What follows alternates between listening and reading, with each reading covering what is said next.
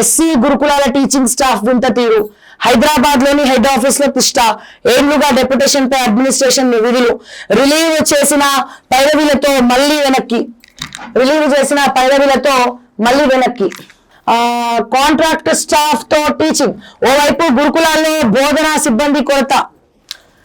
ఇది పరిస్థితి. So Telangana social welfare residential educational దీంట్లో ఎస్సీ గురుకులాల టీచింగ్ స్టాఫ్ వింత తీరట.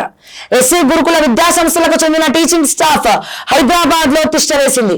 మసాబ్ ట్యాంక్ లోని డిసిసి భవన్ లో ఉన్న హెడ్ ఆఫీస్ లో వర్క్ కే ఇంపార్టెన్స్ ఇస్తోంది. డెప్యుటేషన్ పై అడ్మినిస్ట్రేషన్ విధులు నిర్వహిస్తోంది.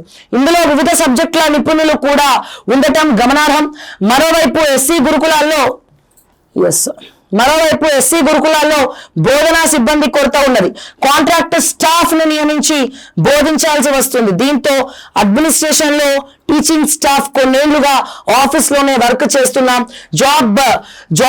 జాబ్ ను సుఖంగా ఉంది. ఎస్ సార్, ఇక్కడే పని చేస్తామని హెడ్ ఆఫీస్ లో తిష్ట వేసిన టీచింగ్ స్టాఫ్ చెప్తున్నారు. ఇక్కడి నుంచి బయటకు వెళ్తే జీవితం హడావిడిగా గడపాల్సి వస్తుందని, ఏమైనా ఇక్కడి నుంచి వెళ్లేది లేదని చెబుతుండడం గమనార్హం. సదరు టీచింగ్ స్టాఫ్ ఇక్కడి నుంచి రిలీవ్ చేస్తే ఎవరి ద్వారానో పైరవి చేసుకొని మళ్ళీ హెడ్ ఆఫీస్ కే వచ్చేస్తున్నారట. అయితే ఇలాంటి స్టాఫ్ పై ఇటీవల ఉన్నతాధికారులు ఆరాధిస్తున్నట్లు తెలిసింది. హెడ్ ఆఫీస్ నుంచి వెళ్లేందుకు ఎందుకు ఆసక్తి చూపడం లేదని వివరాలు సేకరించినట్లు సమాచారం. కాంట్రాక్ట్ పద్ధతిపై బోధకుల నియామకం. రాష్ట్ర వ్యాప్తంగా ఎస్సీ గురుకులాల విద్యాలయ సంస్థ ఆధ్వర్యంలో 268 ఇన్స్టిట్యూషన్స్ కొనసాగుతున్నాయి. అలాగే అవుట్ సోర్సింగ్ ఉద్యోగులకు 4 నెలల నుంచి జీతాలు లేవు. దేవాదాయ శాఖలో అయితే వారాహి నిర్దాక్షిణంగా తీసి అవతల పడేసినారు. అండ్ అట్లాగే ఇప్పటి వరకు యాదాద్రి స్కామ్ ఏదైతే ఉందో, యాదాద్రిలో జీడిపప్పు దగ్గర నుంచి నెయ్యి దగ్గర నుంచి ఎవరెవరైతే ఎత్తుకపోతున్నారో వాళ్ళ మీద ఎటువంటి యాక్షన్ లేదు. పైగా అక్కడ ఎవరో చిన్నపాటి ఉద్యోగస్తుల మీద మీరు నేరం నెట్టుతున్నారు. కానీ యాదగిరిగుట్ట లక్ష్మీ నరసింహస్వామి ఉగ్రరూపం దారిస్తే అవన్నీ కూడా చెల్లవు. మీరు ఇక్కడ దొరకకపోతే అక్కడ దొరుకుతారు. ఎవరైతే దొంగ ఉన్నారో అక్కడ ఇన్ఛార్జ్ ఆయనే కమిటీలోకి తీసుకున్నారు దేవాదాయ శాఖ. మరి ఎక్కడ పాసిబుల్ అవుతుందండి? అట్లాగే దేవాదాయ శాఖలో నిర్దాక్షిణంగా తీసి పడేసినారు.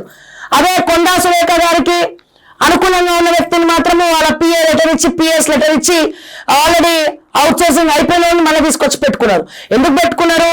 అతనికి ఎక్కడెక్కడ ఏమేమి ఉన్నాయో తెలుసు. వారాయి ఎక్కడెక్కడ ఏమేమి ఉన్నాయో, ఏమేమి పైసలు నొక్కాలో, దేవాదాయ శాఖల పైసలు ఎట్లా నొక్కాలనేది క్రిస్టల్ క్లియర్ గా తెలిసినటువంటి వ్యక్తి. అందుకే అవుట్ సోర్సింగ్ నుంచి తీసేస్తే ఒకసారి డబ్బులు తీసుకొని పట్టుబడి ఆయన సస్పెండ్ కూడా అయిపోయినాక మళ్ళీ తీసుకపోయి ఒక పిఎస్ లెటర్ సాక్షాత్తు దేవాదాయ శాఖ ఎండోల్మెంట్ ఎవరైతే దేవాదాయ శాఖ మంత్రి కొండా సురేఖ అక్క పిఎస్ ఉన్నారో ఆ పిఏ లెటరే పోయింది.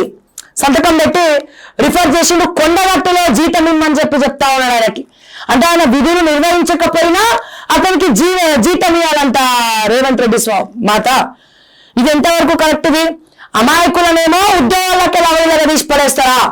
అమాయకులనేమో ఉద్యోగాలకు అవుట్ సోర్సింగ్ వాళ్ళని తీసి పడేస్తారా? దొంగనేమో వారాహి మీరు ఇష్టం వచ్చినట్టు పిఎస్ లెటర్లు తీసుకొని కొండగట్టులో జీతం ఇవ్వండి అని చెప్పి పెడతారా? ఇది ఎంతవరకు న్యాయం అని చెప్పి నేను అడుగుతా ఉన్నా. మా కొండా సురేఖ మాతను అడుగుతున్నా, రేవంత్ రెడ్డి మాతను అడుగుతున్నా. చెప్పండి సమాధానం దయచేసి. కేవలం ఇది మాత్రమే కాదు, మెడికల్ శాఖ కావచ్చు, మా స్టాఫ్ నర్సులు కావచ్చు, అవుట్ సోర్సింగ్ ద్వారా ఎవరైతే రిక్రూట్ చేసుకున్నారో 4 నెలల నుంచి జీతాలు లేవు. ఒక్క నెల జీతం రాకపోతేనే కుటుంబం ఆగమయ్యేటువంటి పరిస్థితి. 4 నెలల నుంచి జీతం రాకపోతే మీకు వచ్చి పని చేయాలి, జీతాలు లేకపోతే వాళ్ళ కుటుంబ పోషణ ఎట్లా అనేది ఆలోచించిందా అని చెప్పి నేను మరొకసారి అడుగుతా ఉన్నా ఈ సందర్భంగా.